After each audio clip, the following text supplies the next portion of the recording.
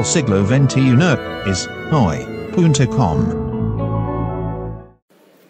Este es el podcast El siglo XXI es hoy, emitido en directo desde el centro de Bogotá, a muy pocas calles de la Casa del Florero, donde se gestó la primera independencia de Colombia, una independencia muy particular, porque era independencia en la que se le juraba fidelidad al rey de España.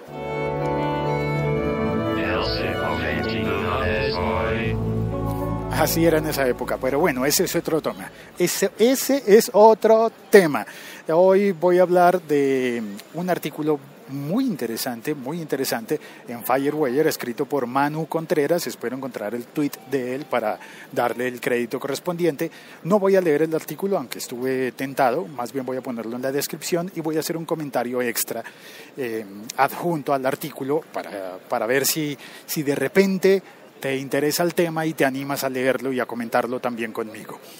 Él tomó información de una publicación de Billboard acerca de el nuevo servicio de streaming musical de Apple. Apple está en problemas para acomodarse al nuevo sistema porque Apple siempre tuvo iTunes, bueno, siempre no, pero tiene iTunes, que modificó el estándar de la industria musical en el mundo.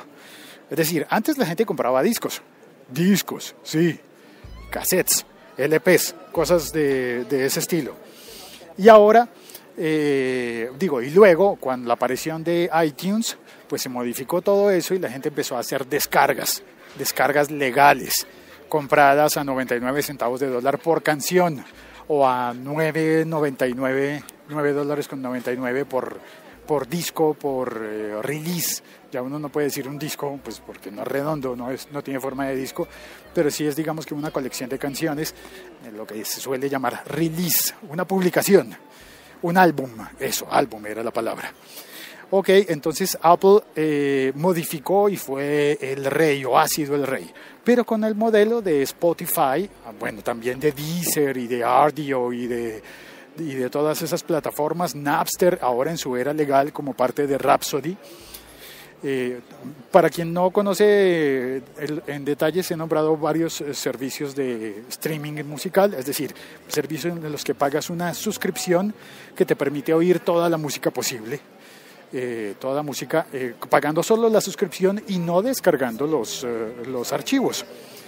¿Cómo funciona iTunes? En iTunes tú tienes que descargar los archivos y ya es tuya, esa copia electrónica es tuya, pensado en la misma forma en la que se hacía antes, ¿no? Que se compraba un disco y ese disco era tuyo, pero el contenido no era tuyo. Qué complejo. Es decir, la música no es tuya, pero el disco sí.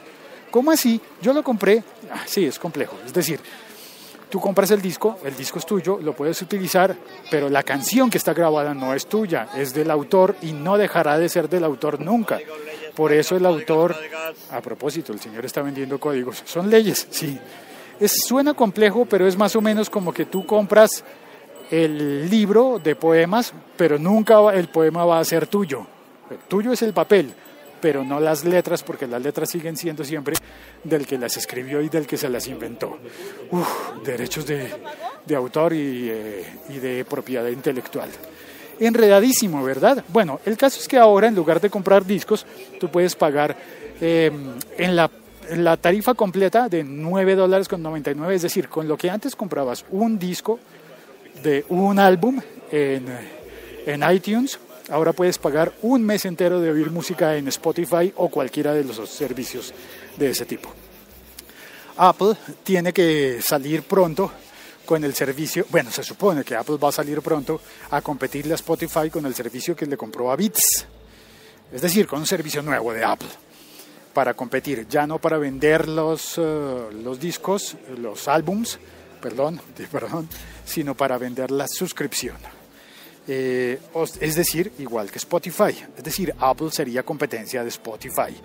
Entonces se supone que si Spotify está en $9.99 en los Estados Unidos, Apple querría salir a $7.99. Bueno, en otros países del mundo está más barato, hipotéticamente porque tiene menos catálogo disponible, es decir, hay menos canciones disponibles para las regiones del mundo, para otras regiones. La pregunta es, ¿Apple podrá contra Spotify o habrá un nuevo modelo? ¿Podrá Apple sobrevivir a este cambio del negocio o mantendrá su prevalecencia, su dominio del mercado? Bueno, muchas cosas muy interesantes que se comentan en el artículo de Manu Contreras, que sí, porque no voy a leer un fragmento para ver si te antojas. A ver, digamos, dice un párrafo, voy a leer un párrafo. Para que Apple pueda competir contra Spotify se requerirán dos cosas. La primera es que su servicio de streaming venga integrado completamente en iOS, en el sistema operativo de Apple, lo que les permite tener una ventaja sobre el resto de servicios, ya que cuando tienes algo integrado y a un precio razonable, es común que la gente no busque otras opciones. El segundo punto que Apple necesita para competir contra Spotify es... Ahí sigue el artículo. Te dejo entonces el enlace en la descripción de este episodio. Soy Félix y este ha sido el episodio de hoy del siglo XXI es hoy. Aunque hay un tema más.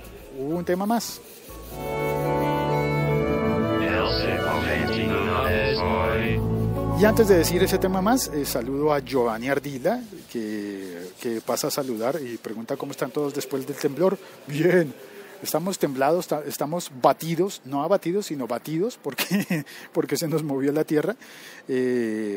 Ayer hubo un temblor de tierra en Colombia que nos movió muchísimo. Y Boom Si Boom está saludando también desde México, Distrito Federal. Joseph Rivera, hola Joseph.